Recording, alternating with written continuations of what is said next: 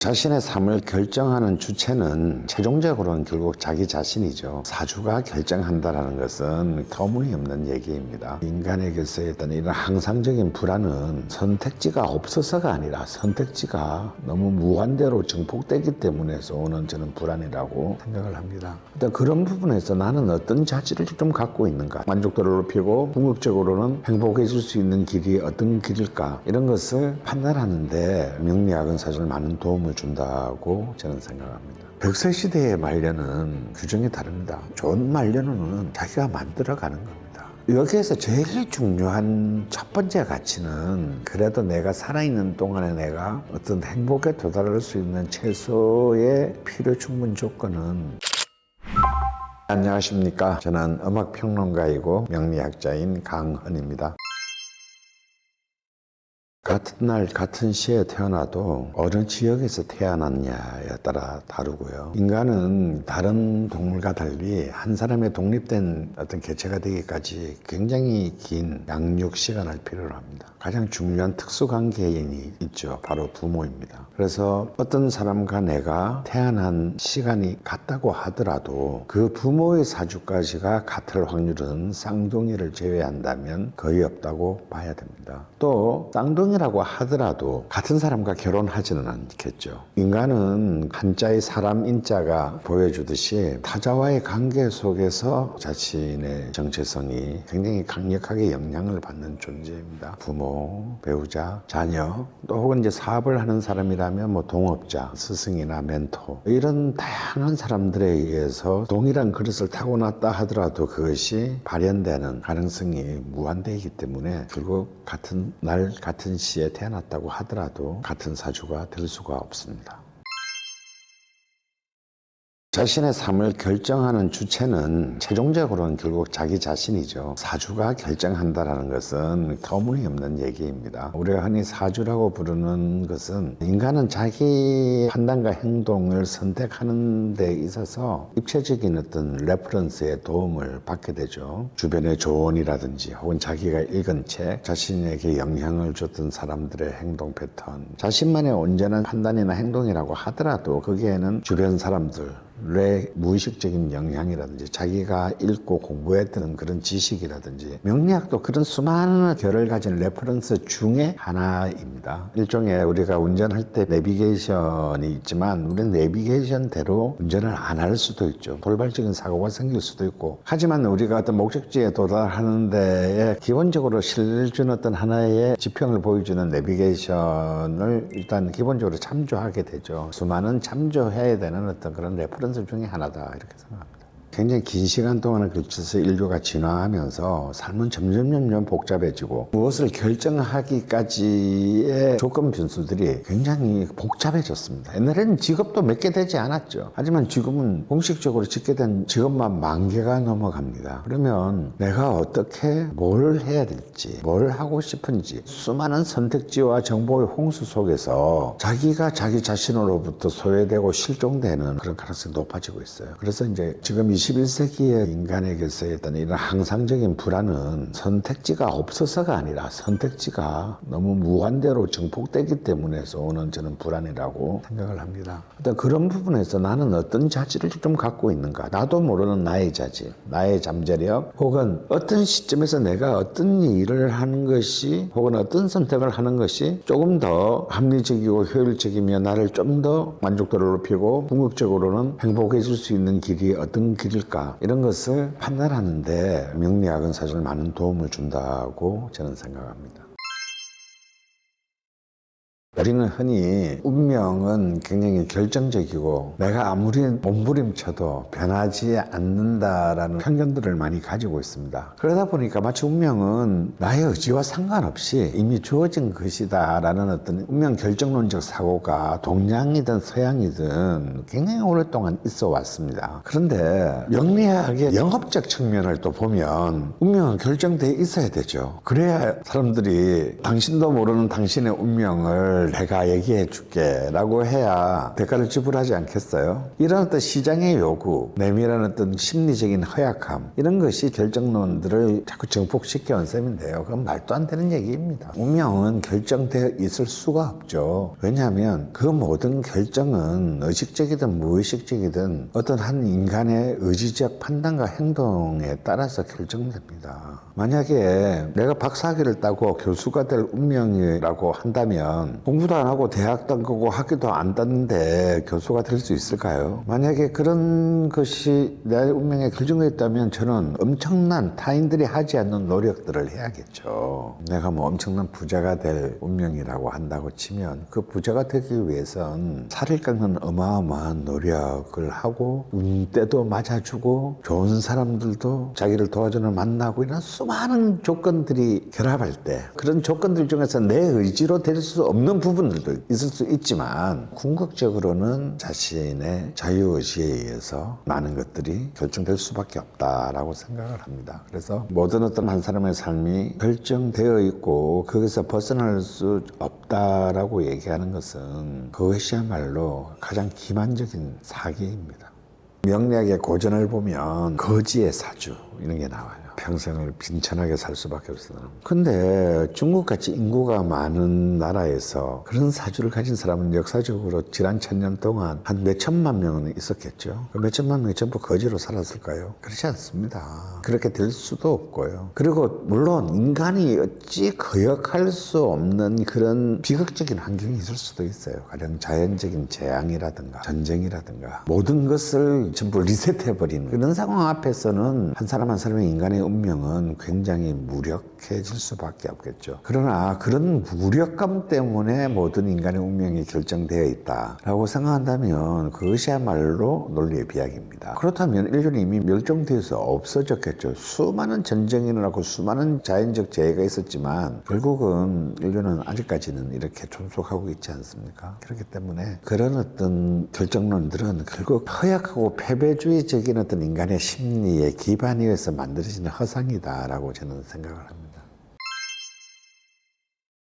사주팔자라는 것은 글자 그대로 인간의 운명을 사주, 그러니까 4개의 기둥이라는 뜻이죠. 연과 월, 일, 시 두 자씩의 글자로 만들어진 이걸 간지라고 합니다. 천간과 지지를 줄인 말이죠. 그러니까 이제 결국은 각각의 어떤 연, 월, 일치의 천간, 즉 하늘의 기운의 글자와 지지, 땅의 기운의 글자로 짝을 이루어져 있습니다. 그러니까 8개의 글자가 있게 되겠죠. 팔자가 좋네 나쁘네 할 때 그 팔자는 글자 그대로 8개의 글자라는 뜻인 거죠. 바로 그 사람의 운명을 요약한 일종의 동량적 우주관의 기호다라고 볼 수 있을 것 같습니다. 근데 8개밖에 되지 않는 글자이지만 그 경우의 수는 약 130만 가지가 경우의 수가 있습니다. 대단한 거죠. 그래서 결국은 이 사주와 팔자 8개의 글자로 구성된 것을 통해서 인간의 운명을 파악하는 이것을 우리는 명리학이라고 부르는데 진짜 그대로 명리, 운명의 이치에 관한 학문이다라는 뜻입니다. 그래서 명리학은 산속에서 수도해야 얻을 수 있는 어떤 그런 비술이 아니고요. 이미 그 출발부터가 굉장히 세속적인 욕망에서부터 출발했습니다. 그렇기 때문에 이것은 태어나서 죽을 때까지의 인간의 어떤 세속적인 욕망에 관한 일종의 동양의 인문학이다. 이렇게 생각하면 됩니다. 우리가 막 인문학 하면 무슨 철학, 문학, 역사 좀 있어 보이는 이런 것을 정규 교과 과정에서 배우지만 실제로 우리가 살아가면서 세속적으로 굉장히 매일매일 부딪히는 문제에 대해서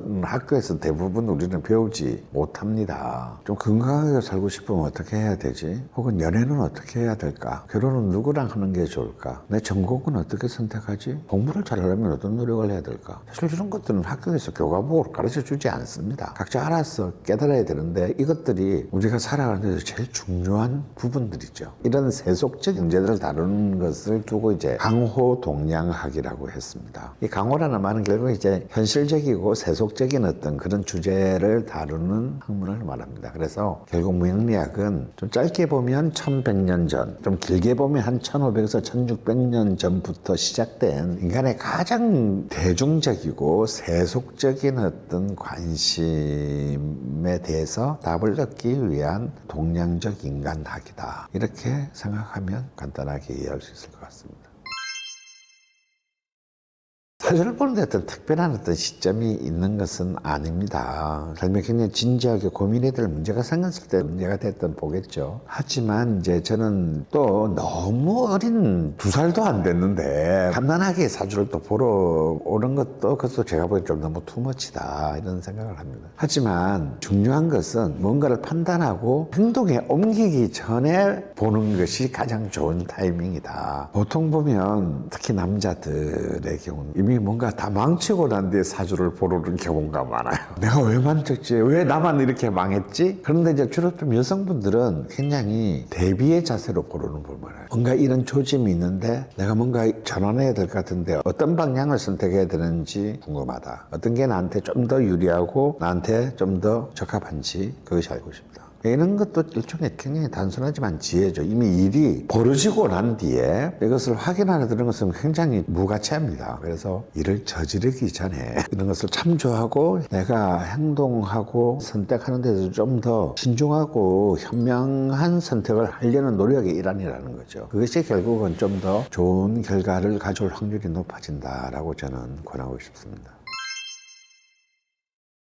말년이라는 그 개념 자체가 한 3, 40년하고 지금하고는 너무 다른 개념이 되었어요. 사회적 환경이 너무 급격하게 변했다는 겁니다. 말년을 규정하는. 이전에는 만 60이 되면 환갑잔치를 했죠. 그 얘기는 뭐죠? 60까지 살기가 어렵다는 얘기죠. 그래서 직장인 60이면 정년퇴직을 하고 나머지는 떠나는 것을 준비하는 그런 시간이었습니다. 근데 요즘은 환갑잔치 아무도 안 하잖아요. 이제는 이미 평균 수명이 80세를 거의 넘어서는 그런 상황에 있고 기본적으로 90 이상씩들은 다 사시는 거죠. 저희 뭐 어머니만 하더라도 90이 넘으시는데 정정하거든요. 그럼 지금 세대들은 몇 살까지 살겠습니까? 100세 시대가 열릴 거라고 봐요. 그럼 60대면 평균 수명이 60 초반일 때의 말년과 100세 시대의 말년은 규정이 다릅니다. 이미 일본 같은 경우만 하더라도 이미 정년을 거의 75세까지 연장 하는 것을 이미 그렇게 절환되는 직종도 있고 그러면 이제 말년의 개념이 완전히 달라지는 거죠. 그래서 저는 말년이라고 하면 이전에는 이제 한 50세 정도 이후부터를 말년이라고 규정했다면 지금 50에서 70까지는 노동의 시간이라고 보여지고요. 적어도 한 70에서 75세 이후를 말년으로 봐야 되지 않을까. 저는 기본적으로 좋은 사주, 나쁜 사주가 존재하지 않는다라고 생각하는 사람이에요.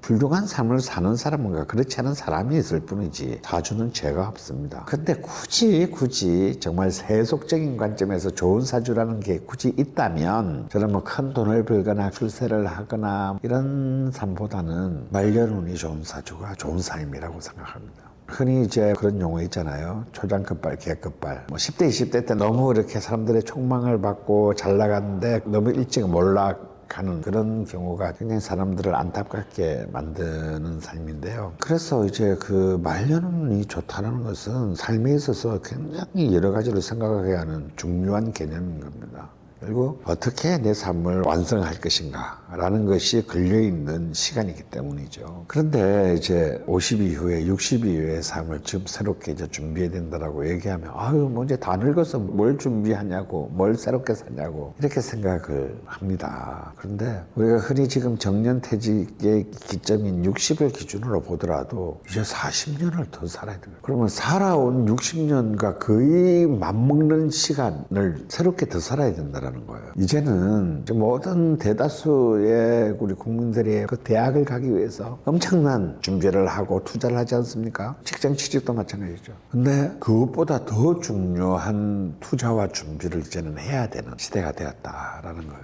좋은 말년운은 자기가 만들어가는 겁니다. 자신의 스타일에 맞게 자신의 운명에서 가장 뛰어난고 화려하게 아름답게 만들어가는 거죠. 여기에서 제일 중요한 첫 번째 가치는 그래도 내가 살아있는 동안에 내가 어떤 행복에 도달할 수 있는 최소의 필요 충분 조건은 건강이라고 봅니다. 그러면 내가 그 육체적으로 정신적으로 건강해질 수 있는 것이 준비되어야 되는 거예요. 그게 저는 말년운의 첫 번째 조건입니다. 다음 두 번째는 그 말년운에서 자기가 노동의 가치를 실현하는 것이 어떻게 준비될 것이냐라는 겁니다. 제가 이제 만으로 63인데요. 직장 생활을 오래 했던 친구들은 거의 대부분 은퇴했습니다. 거기서는 이제 사람들이 부러워하는 대기업의 임원까지 지내고 은퇴하는 사람들도 있겠죠. 근데 이 친구들은 평생 하늘사에서 그 정말 미친 듯이 일을 했지만 이제 은퇴를 하고 난 뒤에 막막하고 공허한 삶을 이제 순식간에 경험하게 됩니다. 왜냐하면 그 뒤의 삶까지를 준비할 만큼의 여유를 가지지 못했기 때문이죠. 우리가 흔히 뭐 꽃노래도 3번 부르면 지겹다라고 하는데 내가 아무리 돈이 많아서 여행 다니고 유흥을 즐긴다 한들 365일을 그렇게 할 수는 없습니다. 그렇다면 두 번째의 가치는 그 이후에도 삶의 가치를 부여하는 자신만의 어떤 노동을 할 수 있는 능력과 의지를 가질 수 있다는 그것이 말년을 구성하는 두 번째 가치다. 그 다음에 세 번째가 저는 중요하다고 보는데 사람이 이제 노년이 되면 활동의 반경과 행동의 속도가 느려질 수밖에 없게 됩니다. 그건 뭐 자연적인 현상이죠. 그러다 보니까 자신이 이제 청년 때, 중년 때 활발하게 사회활동을 할 때 만났던 어떤 네트워크와는 전혀 다른 훨씬 더 축소된 그런 네트워크 속에 살게 돼요. 뭐 가족도 그렇습니다. 자식도 뭐 품 안의 자식이라는 말이 있듯이 그 나이쯤 되게 되면 이제 자식도 이미 다 독립했거나 뭐 결혼을 해서 자기 가정을 꾸리게 될 테니까 1년에 한두 번 잘 보면은 다행인 그런 가족도 있을 수가 있죠. 그러다 보면 완전히 사회적으로 고립되게 됩니다. 점점 만나는 사람들이 줄어들게 되겠죠. 이 관계의 결핍에서 오는 고통은 생각보다도 사회적 질병화하고 있어요. 이른바 노년 우울증 이런 것으로 가게 됩니다. 그래서 이 세상에 아무도 자기 얘기를 들어줄 사람이 이제 한 명도 남지 않게 된다라는 그 공포야말로 인간을 가장 무력하게 만드는 공포거든요. 그래서 어떤 순간에도 사실은 다양한 층위의 자신의 네트워크를 가져야 합니다. 이게 저는 돈보다 더 중요하다고 봐요.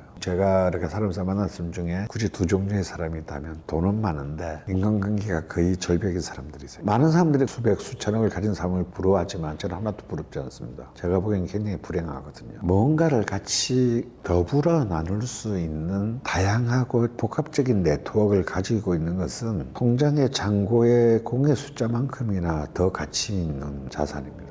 이런 것도 저는 일종의 문화적 자본이라고 봅니다. 이것을 얼마나 풍요롭게 가질 수 있냐가 말년에 굉장히 많은 세 번째 지분을 차지한다고 보여져요. 마지막 네 번째는 앞에 세 개에 비해서는 조금 부차적이지만 또 일상적으로는 굉장히 중요한 것인데요. 다양한 취미와 관심의 영역을 형성하는 일입니다. 계속 새로운 어떤 아젠다를 스스로에게 만들어가고 굉장히 일상을 탄력적으로 만드는 굉장히 중요한 기폭제입니다. 나는 막 일만 하느라 취미가 없다 이런 말을 많이들 하세요. 처음부터 잘하는 사람이 있습니까? 그리고 뭐 그걸로 뭐 우리가 프로페셔널한 어떤 그런 세계로 나갈 것도 아니잖아요. 다시 처음부터 배우면 되죠. 또 그런 것을 하나씩 습득하는 과정에서 또 새로운 네트워크들이 만들어지고 또 그전에는 경험하지 못했던 삶의 기쁨들 이런 것들을 누릴 수 있습니다. 취미가 다양하고 그 취미를 통해서 다양한 네트워크를 갖고 있는 사람들이야말로 지금 21세기에서 가장 유력하게 자신의 행복을 소유할 수 있는 기본적인 요건입니다. 제가 좀 네 가지를 얘기했는데 이 말년운은 결국 이 네 가지를 어느 정도까지 소유하느냐에 전 달려있다고 보고 이것은 말년운에 도달하기 전부터 사실은 준비되어야 된다는 거죠. 우리가 한 달 공부해서 대학 입시를 볼 수 없습니다. 그러면 이 말년을 맞는 것도 은퇴하면 생각해보지 이렇게 해가지고는 좋은 말년을 보기 힘들어요.